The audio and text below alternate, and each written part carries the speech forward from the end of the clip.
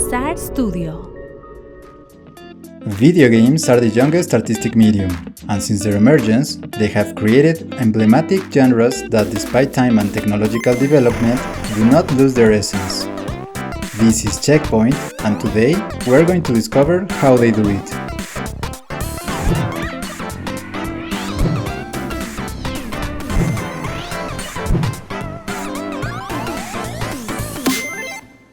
Video games are a very curious artistic medium. The technical limitation of computers on which the first games were developed created a narrow margin between unlimited imagination and limited availability of resources to express and bring those ideas to life. This context served as a great school for the development of techniques and methods to create all kinds of entertaining, educational, and artistic experiences. Thanks to that, the games of the early years of the industry had as a characteristic a limited aesthetic design and a reduced number of simple mechanics to understand and execute.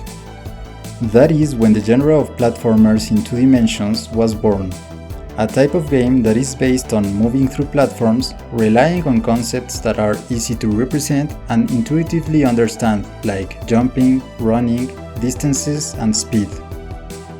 But these games achieved a great impact and reception despite the technical limitation to represent characters, places, or concepts, thanks to the ability of the human brain to understand icons or symbols and make abstractions. In the same way that we can understand a face from a simple circle with two separate points at the same height and a line below them, we can represent all kinds of ideas using abstractions.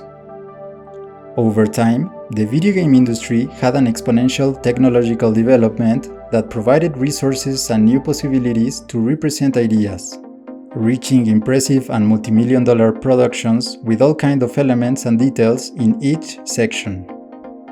However, despite all these new possibilities and the level of productions, two-dimensional platform games are still a vital part of the industry, and every year, more than one title of this genre is among the most awarded and acclaimed titles. And although technological development in the industry also impacted platform games by providing more resources and possibilities, what keeps them relevant is that they never lost their essence. That essence, which is actually the very essence of any video game, the ability to tell a story, generate a feeling, or recreate a concept from a setting, style, and gameplay that manages to deliver that message using the available resources. It is possible that this genre continues to achieve its goal for the same reason that it did in the early days of the industry, because we don't need elaborate worlds and hyper-realistic representations to make abstractions. On the contrary, it is easier for us to receive the messages and make the abstractions coming from simple concepts, and this type of games allows that. Not only three-dimension games with hyper-realistic graphics, expensive cinematics, and professional acting can tell a heartbreaking and profound story. It is possible to represent and transmit the same concepts and feelings from the correct aesthetic style even in two dimensions, one that fits with the setting and narrative, as well as simple but well-designed and tested mechanics. Examples of these are games like Celeste, a classic-style platformer in which the mechanics are running, jumping, and climbing. The idea was born as a game inspired by the activity of climbing, where elements such as resistance are adopted.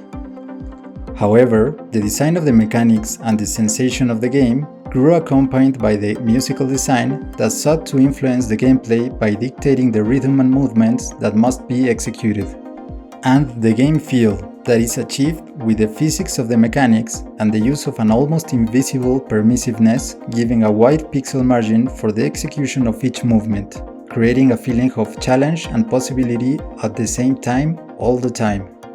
The story that accompanies this experience evolved into an introspective story in which the protagonist, Madeline, sets the goal to climb Celeste Mountain. She goes in this adventure at the same time as she battles with depression and panic attacks, as well as a dark and negative side that fills her with doubts and constantly haunts her.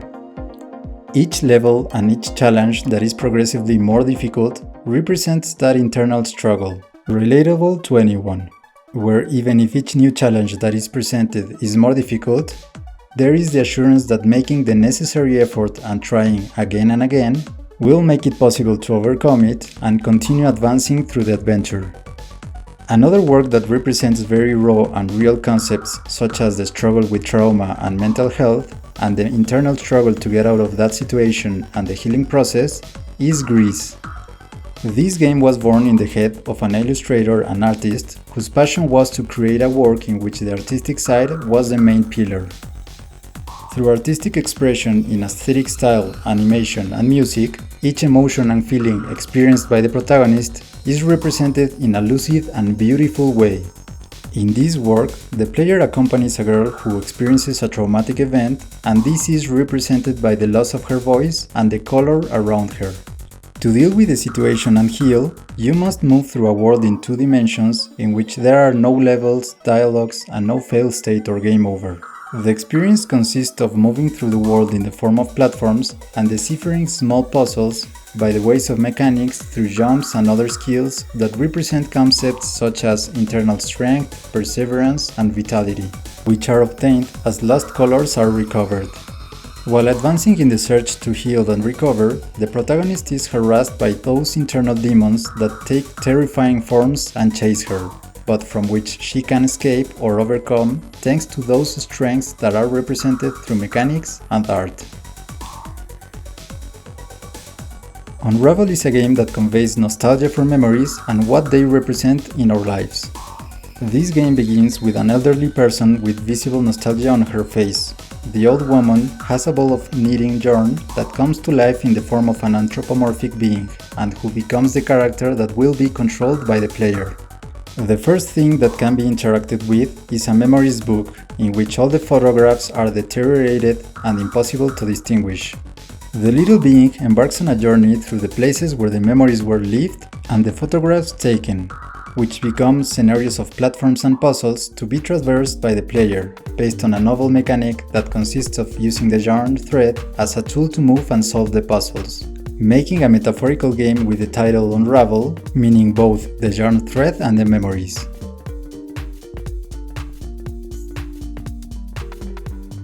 Each completed level recovers the clarity in the photographs of the album, and in addition to being a journey through those places and events through art, setting, and gameplay, achieved by typical platform game mechanics and new mechanics born from this concept.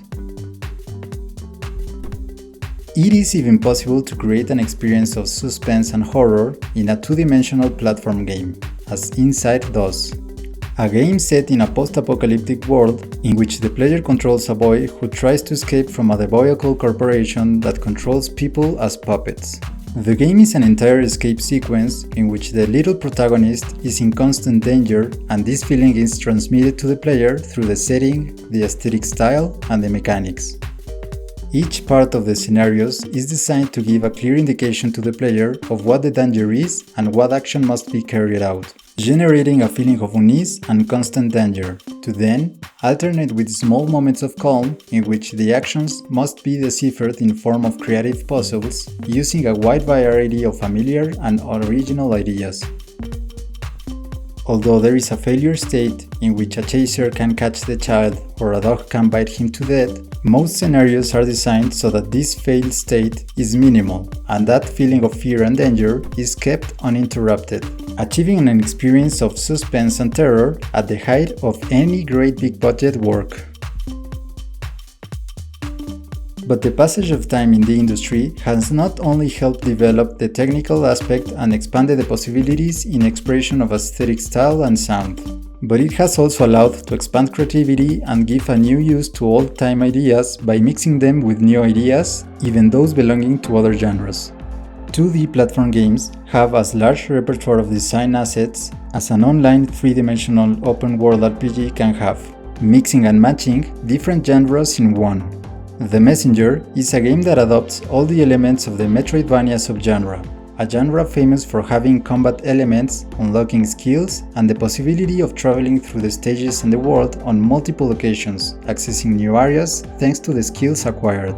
But The Messenger takes an interesting and unique twist as it uses many pure platform challenges, based on the skill and reaction of the player, and spicing it up with a comedy narrative element that tells the story by breaking the fourth wall, or third in this case, being self-referential and making fun of itself. It also uses the elements of unlocking skills and adding mechanics with the progress of the adventure, culminating in an original section at the end of the game in which the player must travel the whole world again, traveling in time and changing the state of the scenarios to access new places and new platform challenges. Another exemplary work is Ori and the Blind Forest, which tells an adorable and crude story of a creature born from the magic of the forest in which it lives, and does it using elements of platforms and Metroidvania, in which the protagonist faces its search by moving through the forest through platforms and facing creatures that stalk it and obtaining and unlocking abilities from the experience obtained, to make its way towards its objective.